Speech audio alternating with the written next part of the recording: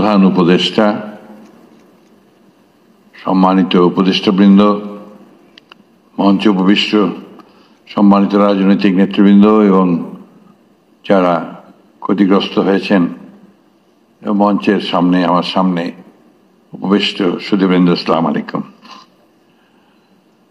আসলে এটা এমন একটা বিষয় যা নিয়ে আমরা প্রতিনিয়তই কথা বলছি এবং প্রতিনিয়ত কষ্ট পাচ্ছি। বিগত 15-16 বছর ধরে আমরা একটা ফ্যাসিস্ট রেজিমের অধীনে থেকে গোটা জাতি নির্যাতিত নিপীড়িত হয়েছে। আমার এখনো মনে পড়ে, এই কথা আমি বলতে চাই এই জন্যে যে যেদিন কেয়ারটেকার গভর্নমেন্ট সিস্টেমকে আপনার বাতিল করা হলো, সেই দিন আমাদের সামনে বসে আছেন আমার দেশ পত্রিকার সম্পাদক মাহমুদুর রহমান।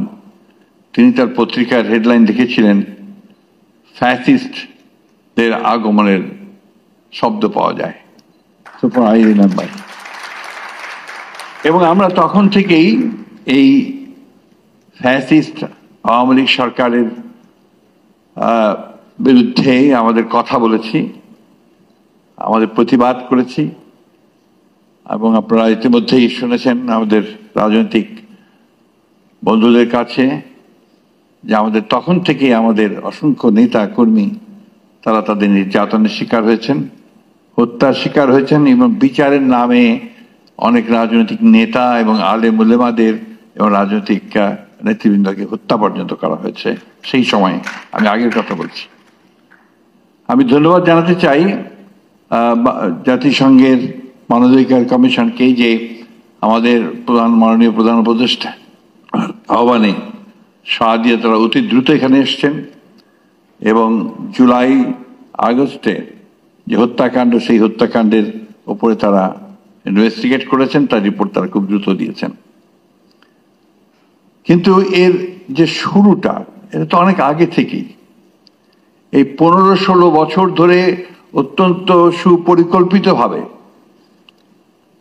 অত্যন্ত একেবারে কনসার্টেড ওয়েতে গণতন্ত্রকে ধ্বংস করা, মানুষের অধিকারগুলোকে বিলীন করে দেওয়া এবং একটা একদলীয় শাসন ব্যবস্থাকে এস্টাবলিশ করার জন্যই কিন্তু কাজগুলো তারা করে গেছে। আমি আমার অন্তরের অন্তঃস্থল থেকে যারা এই দীর্ঘ আন্দোলনে শহীদ হয়েছেন, বিশেষ করে জুলাই আগস্টে আমাদের